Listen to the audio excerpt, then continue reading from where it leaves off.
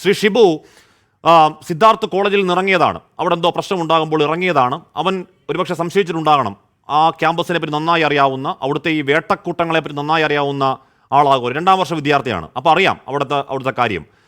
അപ്പോൾ ഒരുത്തൻ അല്ലെ എന്തോ രഹൻ ബിനോയ് വിളിച്ച് എന്തോ പേടിപ്പിച്ച് തിരിച്ച് കോളേജിൽ എത്തിച്ചു. പിന്നെയാണ് 3 നാൾ നീളുന്ന നരകജീവിതം, ഒടുവിലൊരു കൊലക്കയർ സമ്മാനിക്കുകയും ചെയ്യുന്നത്. അപ്പോൾ കൃത്യമായൊരു ഗൂഢാലോചന അതിലുണ്ട്. അതിലേക്ക് അന്വേഷണം പോകണം. ഷിബു,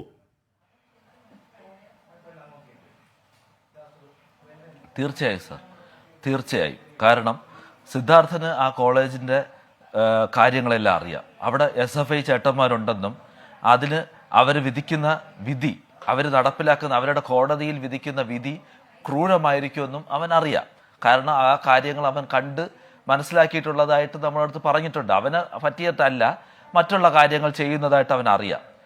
പക്ഷേ ഈ കാര്യത്തിൽ അവന് യഥാർത്ഥത്തിൽ അവന് ഇതൊരു കുരുക്കലാണ് സംഭവിച്ചത്. കാരണം ഇത് 14-ാം തീയതിയുള്ള വാലന്റൈൻസ് ഡേ ആയിട്ട് ബന്ധപ്പെട്ട് ഒരു ഡാൻസ് പ്രോഗ്രാമിൽ ഏതോ ഒരു സീനിയർ കുട്ടിയായിട്ട് ഡാൻസ് ചെയ്തതുമായി ബന്ധപ്പെട്ട് മറ്റുള്ള കുട്ടികൾ യവനെ അധിക്ഷേപിക്കുകയും യവൻ എന്തോ തെറ്റ് ചെയ്തെന്നുള്ള രീതിയിൽ അതിനെ വരുത്തി തീർക്കുകയും അത് യവനെ നിരന്തരം പേടിപ്പിച്ചു എന്നാണ് നമുക്കിപ്പോൾ അറിയാൻ കഴിഞ്ഞത്. അത് കൂടുതലായിട്ടും യവൻ്റെ ക്ലാസ്മേറ്റും ബാച്ച്മേറ്റും ആയ കുട്ടികളും സീനിയേഴ്സുമാണ്. യവനെ ക്ലാസ്സിൽ നിന്നും അല്ലെങ്കിൽ കോളേജിൽ നിന്നും പുറത്താക്കുമെന്നും ഇത് നിനക്ക് പെണ്ണ് കേസാക്കി മാറ്റുമെന്നൊക്കെ പറഞ്ഞു യവനെ നിരന്തരം മാനസികമായി പീഡിപ്പിച്ചു.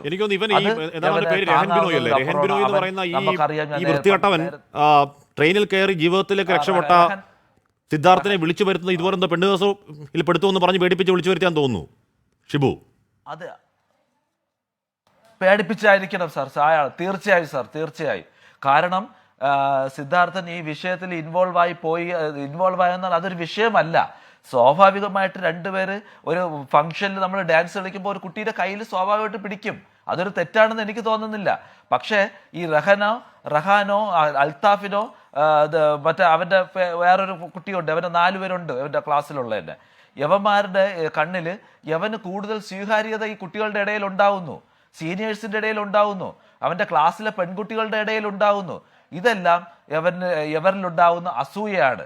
ഇതോടൊപ്പം തന്നെ കോളേജിൽ ഈ ഒരു വിഷയം സീനിയേഴ്സിൻ്റെ കണ്ണിലും കരടായിട്ട് മാറുന്നു. അവർ SFI യൂണിറ്റുകാരാണ്, അവർക്കും ഇതൊരു കരടായിട്ട് മാറുകയും ഇതെല്ലാം കൂടെ മുതലാക്കി യവനെ അതിൽ പെടുത്തി രാവിലെ 15-ാം തീയതി തന്നെ യവനെ മർദ്ദിക്കുന്നു. 14-ാം തീയതി 15-ാം തീയതി.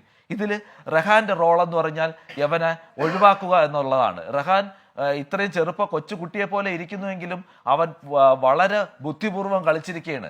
അവിടെ നിന്ന് രക്ഷപ്പെട്ട് അമ്മയുടെ അടുത്ത് പറയുന്നു, അമ്മ എനിക്ക് ഉച്ചയ്ക്ക് ശേഷം ഞാൻ ലീവാണ്, ഞാൻ നാളെ മറ്റന്നാൾ സ്പോർട്സ് ഡേ നിൽക്കുന്നില്ല, ഞാൻ വീട്ടിലോട്ട് വരുന്നുവെന്ന് പെട്ടെന്ന് പറയുകയും പൈസ വീട്ടിൽ നിന്ന് അയച്ചു കൊടുക്കാൻ പറഞ്ഞ് അവൾ 500 രൂപ അയച്ചു കൊടുക്കുന്നു.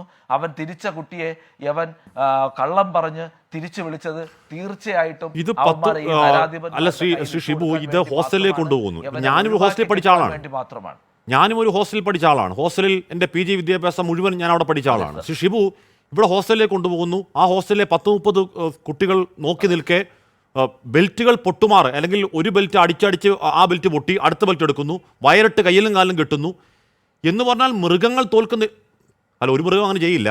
അത്രത്തോളം പൈശാചികമായി മനുഷ്യത്വം തീണ്ടാത്ത രീതിയിൽ ചവിട്ടലും നടുവിനും പുറത്തുമൊക്കെ ചവിട്ടുമ്പോഴും ഈ 130 കൂട്ടങ്ങളിൽ ഒരുത്തൻ പോലും ഇറങ്ങി വന്ന് ചെയ്യരുത് എന്ന് പറയാൻ തയ്യാറാവാത്ത എന്താണ് ഷിബു? അവരും പ്രതികളാണ്. അങ്ങനെയാണെങ്കിൽ ഈ കണ്ടു നിന്ന് അവരും പ്രതികളാണ് സാർ. അവിടുത്തെ രാഷ്ട്രീയ അതെ സാർ, അതാണ് ഞാൻ ആദ്യം മുതലേ പറയുന്നത്. 130 പേരും പ്രതികളാണ് യഥാർത്ഥത്തിൽ. ആരെ ഭയക്കുന്നു അവര്? അവിടെ ഒരു SFI യൂണിറ്റ് ഉണ്ടെങ്കിൽ അവരെ ഭയക്കുന്നുവെങ്കിൽ അതിന് നേതൃത്വം കൊടുത്തത് ആരാണ്? ഈ കോളേജിലെ ഉദ്യോഗസ്ഥരല്ലേ ഇവരെ വളരാൻ അനുവദിച്ചത്. അപ്പൊ ഇതിലുള്ള കുട്ടികൾ 130 പേർ നോക്കി നിൽക്കുക, 2 ബെൽറ്റ് മുറിയുന്ന സമയം വരെ അവനെ പൈശാചികമായി അടിക്കുകയും കസേരയിൽ ഇരുത്തി കൈയും കെട്ടിയിട്ട് ചവിട്ടി തള്ളിയിടുന്നതും തലയിൽ ഇരുമ്പ് വടി കൊണ്ട് അടിച്ച് തലയുടെ ബാക്ക് പൊട്ടിക്കുന്നതും കവിളിൽ അടിച്ചു പൊട്ടിക്കുന്നതും ഇതൊക്കെ ആരാണ് നോയിക്കൊണ്ടിരിക്കുക? ഇതിലുള്ള ഒരു കുട്ടിക്കെങ്കിലും പ്രതികരിക്കണ്ടേ സാർ?